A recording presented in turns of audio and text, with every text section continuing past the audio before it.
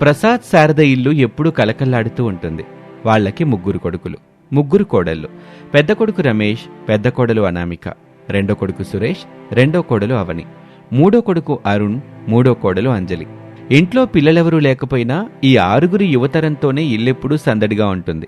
చూస్తూ ఉండగానే కొత్త సంవత్సరం, అదే మన తెలుగువారి పెద్ద పండుగ ఉగాది రానే వచ్చింది. ఇంట్లో పండగ వాతావరణం నెలకొంది. పొద్దున్నే లేచి గుమ్మాలకి మామిడి తోరణాలు కట్టటం లాంటి పనుల్లో పెద్ద కోడలు అనామిక హడావిడిగా చకచకా పనులు చేస్తుంది. ఇది చూసి శారదా ప్రసాదులు ముచ్చట పడుతున్నారు. ఇలా ఉండగా ఆ రోజు శారద ఇంట్లో చిరునవ్వుతో అనామికతో ఇలా అంటుంది. ఏవే అనామిక, ఎంత పొద్దున్నే లేచావు? పండగ రోజు నువ్వు ఒక్కదానివే ఎంత కష్టపడుతున్నావు. మిగతా 2 కోడల్లో ఇంకా నిద్ర లేచినట్లేరు. నీ ఓపిక చూస్తుంటే నాకు ముచ్చటేస్తుందమ్మా. ఇంట్లో పనులన్నీ నువ్వే చూసుకుంటున్నావు. అవును శారదా, మన పెద్ద కోడలు ఇంటికొచ్చిన దగ్గర నుండి ఇంట్లో పనులన్నీ తనే చూసుకుంటుంది. అసలు అలుపనేదే ఎరగదు. మన అదృష్టం కొద్దీ ఇట్లాంటి కోళ్ళొచ్చింది. ఈరోజు ఉగాది. ఆమె హడావుడి చూస్తుంటే నాకు చాలా సంతోషంగా ఉంది. అయ్యో, అందులో ఏముంది మావయ్య? పండుగ రోజు ప్రొద్దుటే లేచి పనులు చేసుకుంటే ఆ సందడే వేరు కదా. అయినా పనులు నా ఒక్కదానివే కాదు, అందరం కలిసే చేస్తాం. నేను ముందు లేచాను అంతే. నాన్న, అనామికని చూసి మీరంత మురిసిపోకండి. తను పొద్దున్నే లేచి నన్ను కూడా నిద్ర లేవగొట్టింది.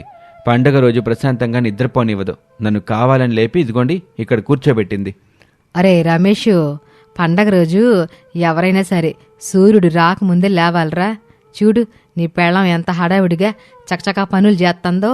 నువ్వు కూడా వెళ్ళి ఏదో ఒక పనులు సాయించి సోమరిపోతులా కూర్చోబాక.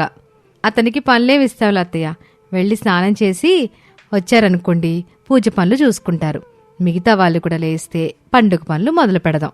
ఇంతలో అవని, సురేష్, అంజలి, అరుణ్లు కూడా హాల్లోకి వస్తారు. అందరూ ఒకరికొకరు ఉగాది శుభాకాంక్షలు చెప్పుకుంటారు. అనామిక ముగ్గులు వేయటం పూర్తి చేసి లోపలికొస్తుంది. గుడ్ మార్నింగ్ అత్తయ్య. మామయ్య గుడ్ మార్నింగ్. ఏంటక్క, అప్పుడే పనులన్నీ అయిపోయాయా? మేమే లేచి చేద్దామనుకున్నాం, నువ్వేమో ముందే లేచి హడావుడి చేస్తున్నావు. అవునక్క, మాకొక్క పని కూడా వంచినట్టున్నావు. ముగ్గులు కూడా ఎంత అందంగా వేశావో. నేను కూడా సహాయం చేసేదాన్ని కదా పిలిస్తే. మీరు లేచారా? రండి. నేను కేవలం బయట పనులు మాత్రమే చేశాను. అసలు పండగ పనులు ఇప్పుడే మొదలవుతాయి. ఉగాది అంటే పెద్ద హడావుడి. ఈరోజు మనందరం కలిసి పనులు పంచుకుందాం. చెప్పండి వదినా, మేమేం చేయాలి? ఈరోజు ఏ పని చెప్పినా చేస్తాం. సురేష్, నువ్వు, రమేష్, అరుణ్ ముగ్గురు కలిసి ఇల్లంతా మరోసారి దులిపి దేవుడి గది శుభ్రం చేయండి. తర్వాత కొత్త బట్టలు తీసుకురండి. దాన్నదినా, మేం మగవాళ్ళం. అందరం దేవుడి గది క్లీనింగ్ డ్యూటీ తీసుకుంటున్నాం. మేము ముగ్గురం వెళ్ళి ఆ పనులు చకచకా పూర్తి చేసేస్తాం. మరి ఆడాళ్ళు ఏం చేస్తారన్నామేక? వంట పనులు చాలా ఉన్నాయి. బొబ్బట్లు చెయ్యాలి, పులిహోర చెయ్యాలి, అన్నిటికి మించి ఉగాది పచ్చడి చెయ్యాలి. అదే అత్తయ్య, ఇప్పుడు వాటికే పనులు పంచుకుంటున్నాం. అందరం కలిసి చేస్తే పని తేలికైపోతుంది. అవని, నువ్వు వెంటనే పక్కన ఉన్న షాప్కెళ్ళి కొత్త బెల్లం, చింతపండు తీసుకురా. ఉగాది పచ్చడికి అవే మెయిన్. సరే అక్క, నేను ఇప్పుడే వెళ్ళి తెస్తాను. ఎంత కావాలో లిస్ట్ రాసివ్వు. లిస్ట్ ఏం అవసరం లేదులే. ఒక 1/2 కిలో బెల్లం, 1/4 కిలో చింతపండు తీసుకురా చాలు. మర్చిపోకు. అంజలి, నువ్వు వెళ్ళి తొందరగా స్నానం చేసి మన పెరట్లో ఉన్న వేప చెట్టు నుండి లేత వేప పువ్వు, అలాగే తోట నుండి 3 పచ్చి మామిడికాయలు తీసుకురా. సరే అక్క. వేప పువ్వు మాత్రం చాలా జాగ్రత్తగా తెస్తాను. చేదు ఎక్కువ అవ్వకుండా లేత పువ్వు తీయాలి కదా. అవునవును. అలాగే అత్తయ్య, మీరు దేవుడి దగ్గర దీపారాధనకి అన్ని సిద్ధం చేయండి. నేను ఈలోపు పులిహోరకి, బొబ్బట్లకి పిండి కలిపేస్తాను. అందరం తొందరగా పనులు ముగించేసుకుంటే పూజ తొందరగా చేసుకుందాం. బాగా చెప్పావు అనామిక. ఎవరి పనులు అలా చేస్తే చాలా తొందరగా అవుద్ది. నేనెళ్ళి పూజకి కావాల్సిన ఆకులు, పూలు తెస్తాను. అలా అనామిక అందరికీ ఒక్కో పని చెప్తుంది.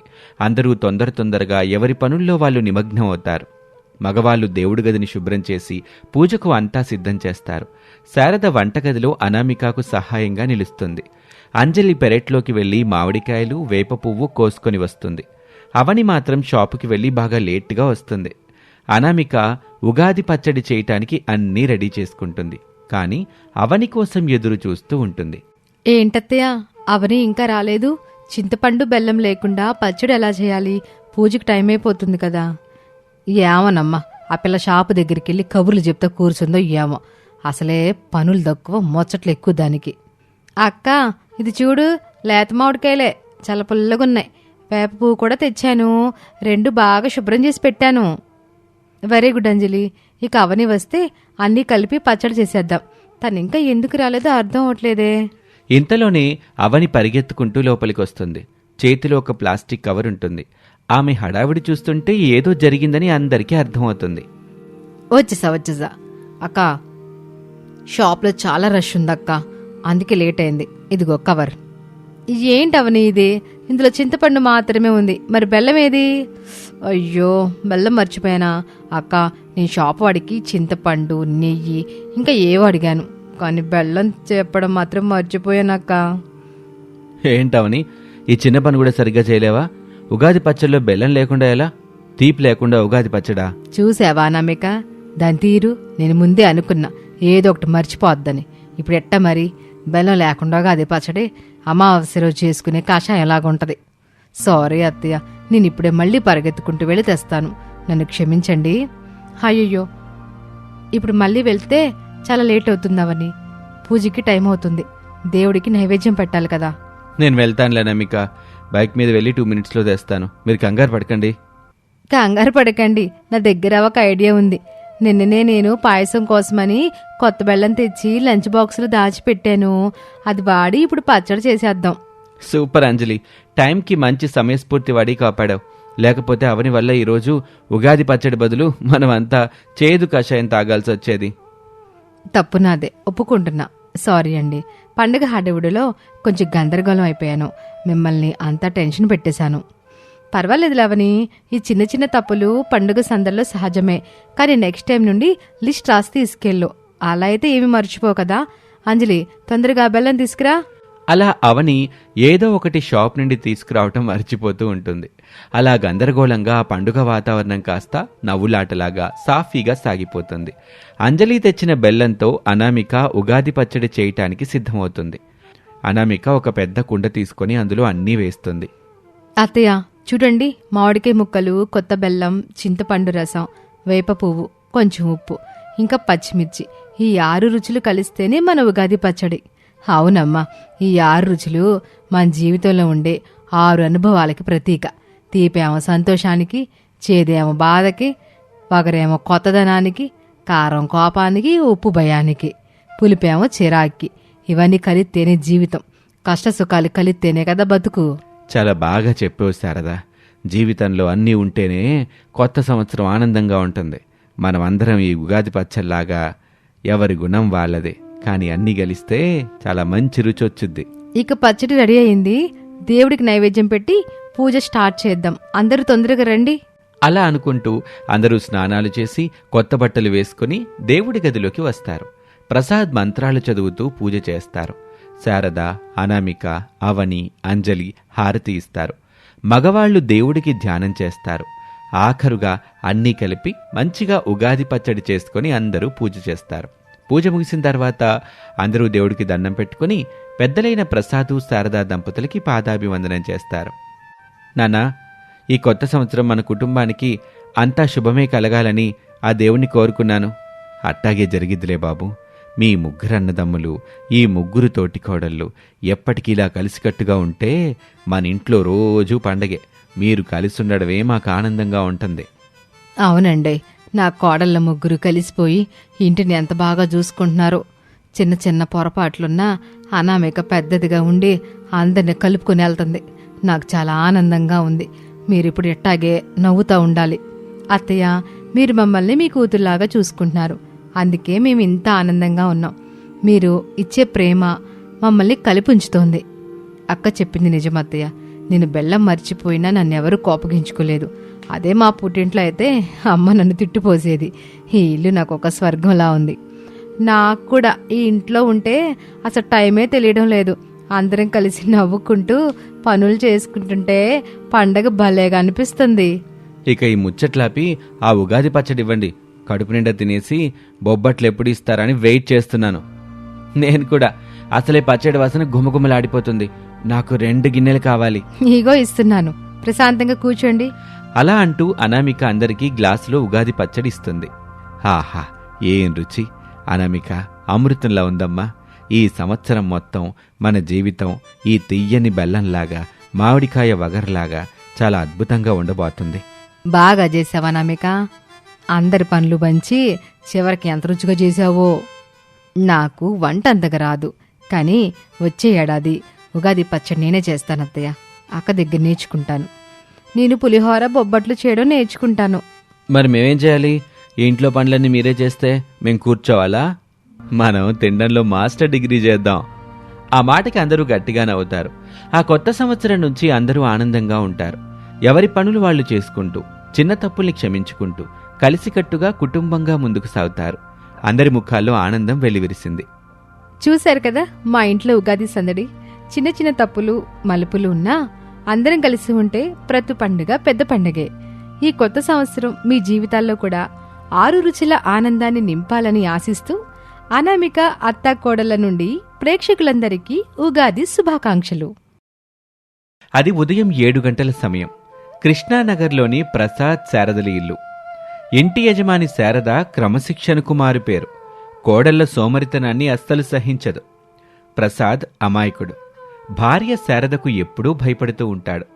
వీళ్లకు 3 కొడుకులు. పెద్ద కొడుకు రమేష్, కోడలు అనామిక. ఈమె వంటలో ప్రావీణ్యం గలది. ఇంటి బాధ్యత అంతా ఆమెదే. రెండో కొడుకు సురేష్, మూడో కొడుకు అరుణ్. తమ భార్యలు అవని, అంజలి. వీళ్ళిద్దరూ తిండిపోతులు. ఎప్పుడూ ఏ పని చేయకుండా ఏదో ఒకటి నములుకుంటూ ఉంటారు. ఓ రోజు శారద తన గదిలో పూజ ముగించుకుని హాల్లోకొచ్చింది. ఆమె ముక్కుకి గుమగుమలాడే సువాసనలు తగిలాయి. ఆ సువాసనలే చెప్తున్నాయి వంటగదిలో అనామిక తన మాయాజాలం మొదలుపెట్టిందని. శారద వంటగదిలోకొస్తూ, యామ్మా అనామిక, అప్పుడు యుద్ధం మొదలు పెట్టేశావా? ఎంతకే ఈరోజు ఏం చేస్తున్నావు? బయట హాల్లో కూడా ఆ నెయ్యి వాసనలు కొడుతున్నాయి. అనామిక నవ్వుతూ దోశ వేస్తూ, అవునత్తయ్య, ఈరోజు అందరికీ ఇష్టమని అల్పాహారానికి నెయ్యి వేసిన పెసరట్టు అల్లం చట్నీ చేస్తున్నాను. ఇక మధ్యాహ్నానికేమో మామిడికాయ పప్పు, కరకరలాడే కాకరకాయ వేపుడు, గడ్డ పెరుగు, కొత్త ఆవకాయ సిద్ధం చేస్తున్నా. అబ్బో, నీ చేతి వంట అంటే ఆ రుచి వేరమ్మా. కానీ ఆ మిగతా ఇద్దరు ఎక్కడా? కుంభకర్ణుడు చెల్లెల్లాగా ఇంకా గుర్రు పెట్టి నిద్రపోతున్నారా? అప్పుడే అవని, అంజలి ఒకరి వెనుక ఒకరు కళ్ళు నిలుపుకుంటూ ఆవలిస్తూ హాల్లోకొచ్చారు. వారి కళ్ళింకా పూర్తిగా తెరవకపోయినా వారి ముక్కులు మాత్రం వంటగది దిశగానే ఉన్నాయి. అవని అనామిక పక్కకొచ్చి నిలబడి, ఏంటక్క అప్పుడే పెసరట్టు వాసన వచ్చేస్తుంది? నా కడుపులో ఎలకలు ఏకంగా కబడ్డీ ఆడేస్తున్నాయి. ఈరోజు నా పెసరట్టు మీద కొంచెం ఉల్లిపాయలు, అల్లం ముక్కలు ఎక్కువేయక్క. అవునక్క, పెసరట్టు అంటే కొంచెం క్రిస్పీగా ఎర్రగా వెయ్యి. ఆ అల్లం చట్నీలో కొంచెం బెల్లం ఎక్కువ వెయ్యి. తీపి తీపిగా కారం కారంగా ఉంటే అదిరిపోతుంది. అబ్బా, తలచుకుంటేనే నోట్లో నీళ్లు తిరిగేస్తున్నాయి. ఏంటే మీరు కోడల్లా లేక స్టార్ హోటల్కి వచ్చిన కస్టమర్లా? అనామిక ఒక్కతే తెల్లవారుజామున 5 గంటలకి లేచి ఇల్లంతా ఊడ్చుకొని స్నానం చేసి పనులన్నీ చేసుకుంటుంది. మీరేమో లేచి రాగానే మెనూ కార్డు అడిగినట్టు ఆర్డర్లేస్తున్నారే. కనీసం వెళ్ళి గిల్ని కడగదామో ముగ్గు పెట్టడమో చేయొచ్చుగా. అత్తయ్య, మాకు వంట చేయడం రాదని మీకు తెలుసు కదా. ఒకవేళ పొరపాటున మేము వెళ్ళి ఉప్పుకి బదులు చక్కెర వేస్తే అక్క చేసిన రుచి అంతా చెడిపోతుంది. అందుకే మేము వంటగదికి దూరంగా ఉండి అక్కని సైకలాజికల్గా ఎంకరేజ్ చేస్తున్నాం. అవునత్తయ్య, నాకైతే ఆకలి వేస్తే తల తిరుగుతుంది, కాళ్ళు వణికిపోతాయి. ముందు ఆ పెసరట్లు తినేస్తే బాడీలోకి గ్లూకోజ్ వస్తుంది. ఆ తర్వాత ఏదైనా పని చేద్దాం. ఏమంటారు మావయ్య? వదిలేశారదా? వాళ్ళు తింటమే ఈ ఇంటికి పెద్ద పని. వాళ్ళ డైజెషన్ సిస్టమ్ బాగుంటే చాలు. అమ్మా అనామిక, నాకోటి నెయ్యి ఎక్కువేసి అల్లం చట్నీ నిండా ముంచి తీసుకురామ్మా. అలా ఉండగా మధ్యాహ్నం 1 గంట సమయం అయింది. అందరూ భోజనానికి కూర్చుంటారు. డైనింగ్ టేబుల్ మీద అనామిక అమర్చిన వంటలు చూస్తుంటే ఎవరికైనా నోరు ఊరక మానదు. మామిడికాయ పప్పు నెయ్యిలో మెరుస్తూ బంగారు వర్ణంలో ఉంది. కాకరకాయ వేపుడు కరకరలాడుతూ మసాలాతో నిండి ఉంది. అబ్బబ్బా వదినా, ఈ మామిడికాయ పప్పు అమృతంలా ఉంది. బయట ఏ 5 స్టార్ హోటల్లో కూడా ఇంత కమ్మని రుచుండదు వదినా. నిజమన్నయ్యా, అంజలి ఎప్పుడైనా వంటగదిలోకి వెళ్తే అది విషమో లేక ప్రసాదమో అర్థం కాదు. అందుకే నేను ఆఫీస్ నుంచి అనామిక వదిన వంట కోసమే నా ప్రాణాలు అరచేతిలో పెట్టుకుని వస్తూ ఉంటాను. సురేష్, నువ్వు తినేది నువ్వు తిను. మా టాలెంట్ గురించి కామెంట్స్ వద్దు. అనామిక అక్క ఉంది కదా మా కోసం. అక్క వండితే మేము ఎక్కడానికి ఎప్పుడు రెడీ. అంజలి మూడోసారి అన్నం వడ్డించుకుంటూ, అవును, అక్క వంట చేస్తూ ఉంటే మాకు వేరే లోకం అవసరం లేదు. ఈ కాకరకాయ వేపుడు ఎంత బాగుందో, అసలు ఆ చీది ఎక్కడా తెలియట్లేదు అక్క. రేపు కుత్తి వంకాయ చేయవా ప్లీజ్? అనామేక, నువ్వు కూడా కూర్చమ్మా. వాళ్ళు కుంభమేళాలో ఫ్రీగా వచ్చినట్టు అట తింటంటే చూస్తూ ఉండడమే సరిపోద్ది నీకు. వీళ్ళకి కొంచెమైనా సిగ్గులేదు. ఒక్క ఆనపకాయ ముక్క కూడా కోసివ్వరు, కానీ ప్లేట్లు మాత్రం ఖాళీ చేస్తారు. అందులో ఒలింపిక్ గోల్డ్ మెడలిస్ట్ లాగా ప్రవర్తిస్తూ ఉంటారమ్మా. పర్వాలేదులే అత్తయ్య, వాళ్ళు అంత ఇష్టంగా తింటుంటే నాకు చేసిన శ్రమ అంతా మర్చిపోయి సంతోషంగా అనిపిస్తుంది. వాళ్ళు బాగుంటే చాలు. అలా అనుకుంటూ అందరూ భోజనాలు ముగించి టీవీ చూసి నిద్రపోయారు. సమయం రాత్రి 12 గంటలు దాటింది. ఇల్లంతా నిశ్శబ్దంగా ఉంది. మెల్లగా అవని తన గది తలుపు ఒక్క అంగుళం దూరం చేసి చుట్టూ చూసి బయటకొచ్చింది. అప్పుడే అంజలి కూడా ఎదురుగది నుంచి పిల్లిలా అడుగులు వేస్తూ బయటకు రావటం చూసింది. ఇద్దరూ చీకట్లో ఒకరినొకరు చూసుకొని అదిరిపడ్డారు. అవని గుసగుసగా గుండె మీద చేయివేసుకొని, అంజలి, బాబాయ్ చంపేసావే, నువ్వేంటి ఇక్కడ ఈ టైంలో? అదే, అది దాహం వేసి నీళ్ళ కోసం వస్తున్నానక్క. మరి నువ్వేంటి, నీ గదిలో వాటర్ బాటిల్ లేదా? అబద్ధాలాడక అంజలి, నీ కళ్ళలో ఉన్న హంగ్రీ లుక్ నాకు అర్థం అవుతుంది. సాయంత్రం అక్క చేసిన సున్నుండల డబ్బా సెల్ఫ్ మీద ఎక్కడో దాచిందని నాకు తెలుసు. దాన్ని వెతకడానికే కదా నువ్వు వచ్చింది. దొరికిపోయానక్క.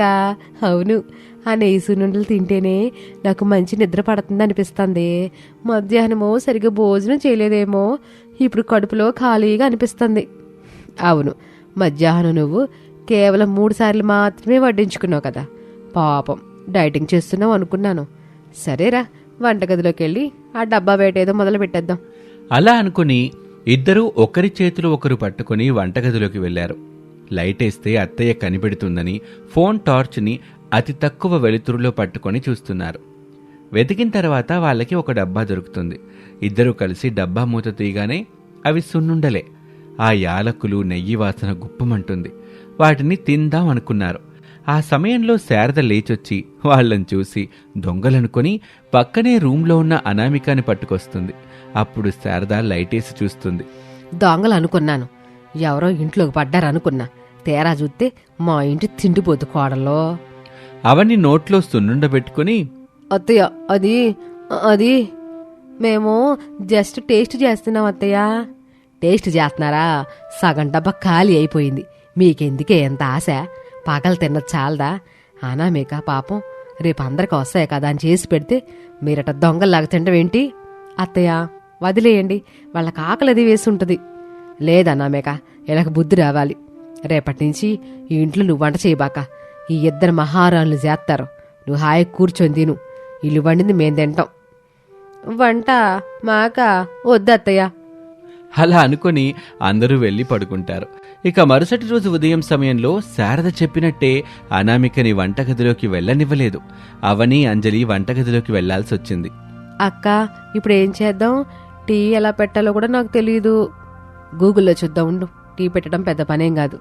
అలా అనుకుంటూ వాళ్ళు 1 గంట తర్వాత ప్రసాద్కి టీ ఇస్తారు. ప్రసాద్ ఆ టీ తాగి ఉమ్మేస్తాడు. అప్పుడు ప్రసాద్ శారద్తో, ఏంటే ఇది, టీనా లేక షుగర్ సిరప్పా? చక్కెర కిలో వేసినట్టున్నారు ఇందులో. తాగండి, మీ కోడలు ప్రేమతో పెట్టారుగా. అలా అనుకుంటూ ఉండగానే మధ్యాహ్నం వంటగదిలో వంట కోసం కోడళ్ళిద్దరూ నానా తంటాలు పడుతున్నారు. అన్నం పెడితే అది పాయసంలా అయిపోయింది. పప్పు చేస్తే మాడిపోయింది.